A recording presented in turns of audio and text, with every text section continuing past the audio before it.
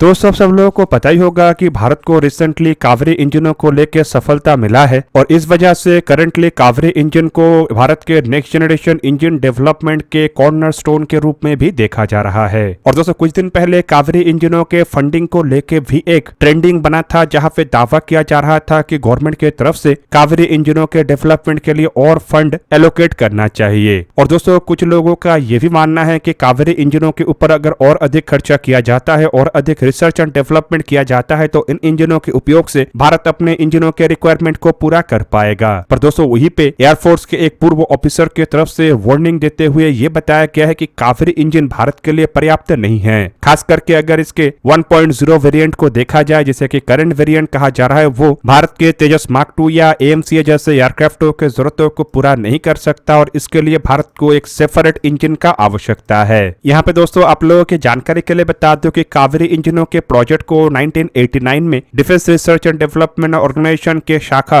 Gas turbine research establishment के तरफ से एक इंडिजीनियस इंजन प्रोग्राम के तहत शुरू किया गया था, ताकि तेजस लाइट कॉम्बैट एयरक्राफ्टों के जरूरतों के लिए स्वदेशी तरीके से ही इंजन को डेवलप किया जा सके। पर दोस्तों इन इंजनों को तय समय में डेवलप नहीं किया जा सका और अगर देखा जाए तो 3 दशक में भी अभी तक ये इंजन इस कंडीशन में नहीं आया है कि इसका उपयोग भारत अपने तेजस एयरक्राफ्टों में कर सके। हालांकि दोस्तों इंजनों को लेकर डिले होने के वजह से आखिरकार भारत के द्वारा तेजस एयरक्राफ्टों के लिए अन्य इंजन मतलब F404 इंजन का चयन किया गया और तेजस एयरक्राफ्टों के काम को अलग तरीके से आगे बढ़ाया गया। वहीं पे आप लोगों को ये भी बता दूं कि कावेरी इंजन को लेकर भारत की तरफ से कम प्रयास नहीं किया गया और कई बार भारत को ऐसे प्रयासों में विफलता का भी सामना करना पड़ा। खास करके अगर देखा जाए तो 1998 में पोखरान टेस्ट के बाद जिस तरीके से भारत के ऊपर सैंक्शन लगा है, वो भी कावेरी इंजनों के डिले के पीछे एक बहुत बड़ा कारण है। जबकि इसके अलावा साल 2013 में स्निग्मा के साथ ट्रांसफर ऑफ टेक्नोलॉजी को लेकर भी एक सेटबैक भारत को मिला था, जिसके वजह से कावेरी इंजन को तैयार होने में इतना लंबा समय लग गया। हालांकि आप लोगों को ये भी बता दूं कि बावजूद इसके कावेरी इंजनों के ऊपर काम को खत्म नहीं किया गया, बल्कि इसे धीरे धीरे करके ही सही लेकिन आगे बढ़ाना बरकरार रखा गया और आखिरकार साल 2015 में कावेरी इंजन को लेकर भारत को तब एक बड़ा सफलता मिला जब इसके डेरिवेटिव वेरिएंट या फिर कहे तो ड्राइव वेरिएंट को सफलतापूर्वक फ्लाइट टेस्ट के गुजारा गया। अब दोस्तों इसके बाद बताया जा रहा है कि इन इंजनों को लगातार कुछ और फ्लाइट ट्रायल से गुजारा जाएगा, जिसके लिए इसे रशिया ले जाया गया है और गोदरेज एरोस्पेस की तरफ से भी टेस्टिंग के लिए इंजनों के कई सारे प्रोटोटाइपों को तैयार किया जा रहा है।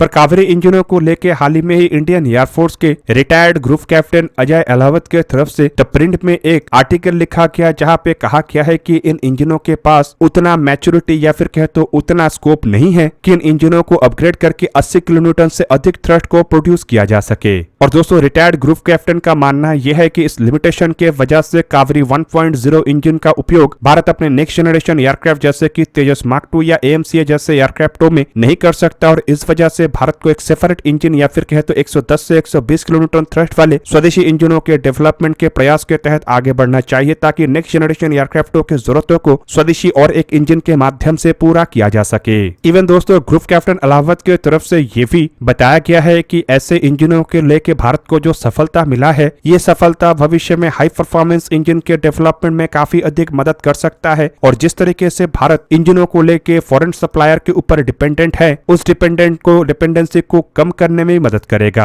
अब करंट डिपेंडेंसी को अगर देखा जाए तो भारत तेजस मार्क 2 और AMCA जैसे एयरक्राफ्टों के इंजनों के लिए अमेरिकी कंपनी जनरल इलेक्ट्रिक के ऊपर डिपेंडेंट है और इन दोनों एयरक्राफ्टों के लिए ही भारत के द्वारा F414 इंजनों का चयन किया गया है। और आप लोगों को बता दूं कि इन इंजनों का उपयोग करके ही पहले इन एयरक्राफ्टों को तैयार किया जाएगा। ग्रुप कैप्टन अहलावत की तरफ से अपने बयान में यह भी बताया गया है कि अगर भारत एक नए और सेपरेट इंजन मतलब कावेरी 2.0 जैसे इंजनों के डेवलपमेंट को आगे बढ़ाता है तो ये नो डाउट भारत के इस डिपेंडेंसी को और अधिक कम करेगा, खास करके भारत के स्वदेशी प्लेटफॉर्म को और अधिक स्वदेशी बना सकेगा। वहीं पे दोस्तों आप लोगों को यह भी बता दूं कि ग्रुप कैप्टन अहलावत के मुताबिक एडवांस टेक्नोलॉजी जैसे कि single crystal turbine blade, super alloy, variable cycle technology जैसे टेक्नोलॉजी का इस्तेमाल अगर भारत के द्वारा किया जाता है तो भारत आसानी से high thrust high performance engine को इन टेक्नोलॉजी मतलब कावेरी 1.0 के बेस पे बना सकेगा। लेकिन आप लोगों को यह भी बता दूं कि ऐसे इंजनों को डेवलप करना इतना आसान काम नहीं होता है और इंजन टेक्नोलॉजी को फिलहाल दुनिया के सबसे हाईटेक और एडवांस और कॉम्प्लिकेटेड टेक्नोलॉजी के रूप में देखा जाता है, जिस वजह से दुनिया के कुछ लिमिटेड देशों के पास इंजनों के टेक्नोलॉजी है और करंटली इसी कारण लगभग सभी देश जो कि एयरक्राफ्टों का निर्माण करता है वो इन इंजनों के ऊपर ही डिपेंडेंट वेरिएंट है। फिलहाल दोस्तों AMCA Mark II एयरक्राफ्ट के लिए भारत की तरफ से एक सेपरेट इंजन का प्लान तो बनाया जा रहा है, लेकिन इन इंजनों को संपूर्ण स्वदेशी तरीके से डेवलप करने का इरादा नहीं है, बल्कि ये को डेवलप्ड मैकेनिज्म के अंतर्गत विदेशी कंपनियों के साथ मिलकर या फिर कहते हैं फॉरेन ओरिजिनल इक्विपमेंट मैन्युफैक्चरर के साथ मिलकर बनाया जाना है। मीडिया रिपोर्टों के मुताबिक भारत फिलहाल इन इंजनों के डेवलपमेंट को लेकर फ्रांस की कंपनी सैफ्रॉन, ब्रिटेन की कंपनी रोल्स रॉयस और अमेरिकी कंपनी जनरल इलेक्ट्रिक के साथ बातचीत कर रहा है और काफी अधिक संभावना है कि फ्रांस की कंपनी सैफ्रॉन को ही इन इंजनों के डेवलपमेंट के लिए चुना जाए। पर रिसेंटली ये भी दावा किया जा रहा है कि इसमें और दो नया ऑफर आया है, जिनमें रशिया लगातार अपने नेक्स्ट जनरेशन इंजन मतलब प्रोजेक्ट 144 का ऑफर भारत के सामने कर रहा है, जबकि रिसेंटली जापान के द्वारा अपने XF91 इंजन का भी ऑफर किया गया है और ये इंजन सबसे अधिक थ्रस्ट को प्रोड्यूस करने का क्षमता रखता है। हालांकि भारत की तरफ से अब तक इंजनों के को डेवलपमेंट के लिए किसी पार्टनर का चयन तो नहीं किया गया है, लेकिन एक्सपेक्ट किया जा रहा है कि इस साल के अंत से पहले शायद भारत के द्वारा पार्टनर का चयन कर लिया जाए और अगर ऐसा होता है तो एक्सपेक्ट ये भी किया जा रहा है कि आने वाले 5 साल के अंदर ऐसे इंजन बन के तैयार हो जाएगा और 7 साल के अंदर शायद इंजनों को स्वदेशी एयरक्राफ्ट में इंटीग्रेट करना भी शुरू कर दिया जाए। पर दोस्तों इन इंजनों के डेवलपमेंट के लिए भारत की तरफ से कुछ महत्वपूर्ण शर्त रखा गया है, जिनमें ट्रांसफर ऑफ टेक्नोलॉजी और मेक इन इंडिया इनिशिएटिव तो है ही, साथ में इंटेलेक्चुअल प्रॉपर्टी राइट शेयरिंग और एक्सपोर्ट राइट शेयरिंग का भी शर्त रखा गया है, ताकि भारत के पास इंजनों के संपूर्ण टेक्नोलॉजी के साथ साथ संपूर्ण कंट्रोल हो सके।